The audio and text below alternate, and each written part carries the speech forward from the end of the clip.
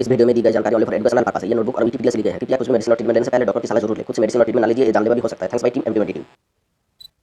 नमस्कार दोस्तों, welcome friends. MT मेडिटिव में फिर एक बार आप सबका स्वागत है। आज रिव्यू करेंगे मेट्रोजिल इंजेक्शन के बारे में। आज जानेंगे इसके अंदर कंटेंट सॉल्ट क्या है। ये बहुत ही परिचित नाम है। इसकी यूजेस कैसे लेना चाहिए, कौन से रूट में इसको देना चाहिए, इस यूज करने पर या ओवरडोज पर साइड इफेक्ट क्या हो सकता है, इसके डोज सही में डॉक्टर रिकमेंडेड डोज क्या रह सकता है, सब कुछ पूरी डिटेल्स में जानेंगे। पूरी वीडियो के साथ बने रहिए, पूरी जानकारी लीजिए, क्योंकि आधा अधूरा जानकारी जानलेवा भी हो सकता है। चलिए वन स्टेप लाना एडवांस मेडिकल नॉलेज की तरफ बढ़े। मेट्रोजिल इंजेक्शन, जिसको मैन्युफैक्चर किया जाता है जेबी फार्मास्यूटिकल कंपनी द्वारा, जो कि एक बहुत अच्छा फार्मास्यूटिकल कंपनी है। मेट्रोजिल इंजेक्शन का प्राइस हो सकता है 24 से लगाकर 25 रुपये के बीच में। 100 ml के पैकेजिंग आते हैं।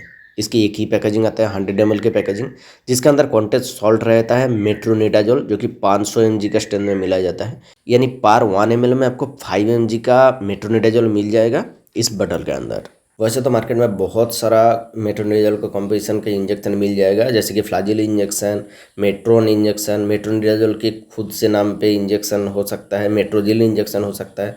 एक से दूसरे ब्रांड में सब्स्टिट्यूट किया जा सकता है, जिसके अंदर कंटेंट सॉल्ट मेट्रोनिडाजोल ही होगा। इसको ओनली आईवी यूज किया जा सकता है, यानी इंट्रावेनस ओनली यूज किया जा सकता है। इंट्रामस्कुलर यूज नहीं किया जा सकता और सबक्यूटेनियस भी यूज नहीं किया जा सकता। आईवी सेट के मदद से इंट्रावेनस ही दिया जा सकता है। कैसे देना चाहिए, इसको कितना देर में ख़त्म करना चाहिए, वो डोज के सेक्शन में हम लोग जानेंगे। पहले तो इसके यूजेस जान लेते हैं।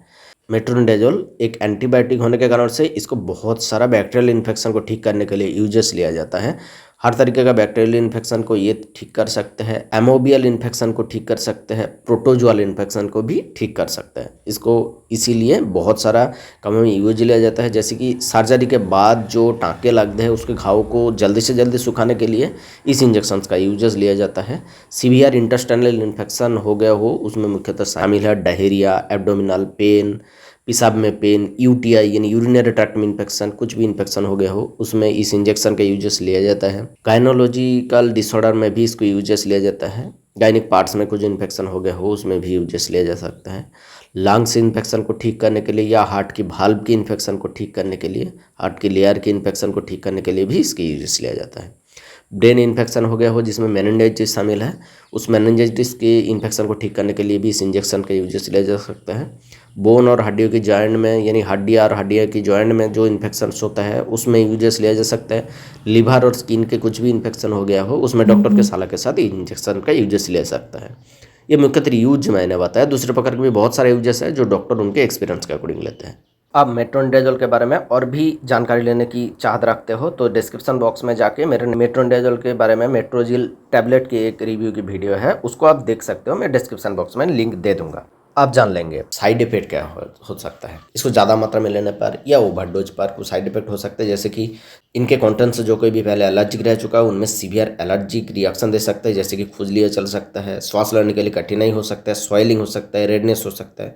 ऐसे ही बहुत सारा प्रॉब्लम हो सकता है, उसमें मत यूज कीजिए। इसको यूज करने पर ड्राई माउथ और मेटालिक टेस्ट चेंज जैसी प्रॉब्लम हो सकता है, कॉन्स्टिपेशन जैसी प्रॉब्लम भी हो सकता है। जब भी इससे अलावा कोई अनडिजायरेबल साइड इफेक्ट मिले, आप मेडिसिन को तुरंत बंद करके डॉक्टर से मिलिए, जो कि आपको बेहतर ट्रीटमेंट दे सकते हैं।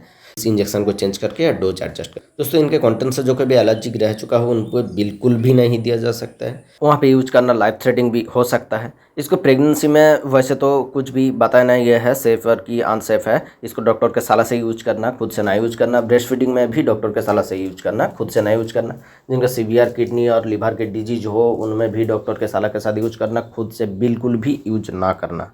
और अल्कोहल के साथ भी यूज नहीं किया जा सकता। इसको यूज करने के बाद 48 घंटे के अंदर अल्कोहल का सेवन लाइफ थ्रेटनिंग भी हो सकता है, ना यूज कीजिए।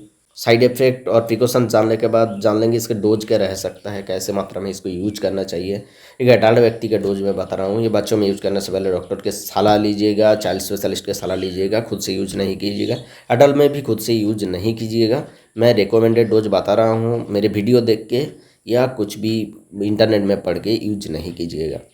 इसको सिंगल यूज ही किया जा सकता है। इसको रखने के बाद दूसरे बार यूज मत कीजिए। इस इंजेक्शन को आईवी सेट के मदद से ही ओनली अंदर दिया जा सकता है। जो डोज रहना चाहिए ये 5 ml पर मिनट के, 1 मिनट के अंदर 5 ml जाना चाहिए आपके शरीर में, यानी 15 से 20 मिनट के अंदर पूरी 100 ml के जो पैकेजिंग आता है वो ख़त्म होना चाहिए। उसमें ये नॉर्मल डोज है। पर डे आपको 1000 से लाकर 2000 mg तक दिया जा सकता है, यानी 3 बार से लाकर 4 बार तक भी इस इंजेक्शन का प्रयोग किया जा सकता है। वो कंडीशन के ऊपर निर्भर करता है। 7 से लाकर 10 दिन भी कंडीशन के अकॉर्डिंग इसको लॉन्ग टाइम किया जा सकता है, डॉक्टर की सलाह से यूज किया जा सकता है। इसको नॉर्मली 8 आवरली दिया जाता है, कभी कभी डॉक्टर 6 आवरली भी दे सकते हैं। दोस्तों इसको खुद से ना यूज कीजिए, बार बार मैं बता रहा हूँ। आज के लिए बस इतना ही इन्फॉर्मेशन देना था मेट्रोनिडाजोल इंजेक्शन के बारे में। अगर वीडियो अच्छा लगे तो लाइक कीजिएगा और हमारा चैनल को जरूर सब्सक्राइब कीजिएगा अगर ऐसी वीडियो बनने के लिए। मिलेंगे अगले वीडियो पर, तब तक के लिए सुरक्षित रहिए, अच्छे रहिए, धन्यवाद।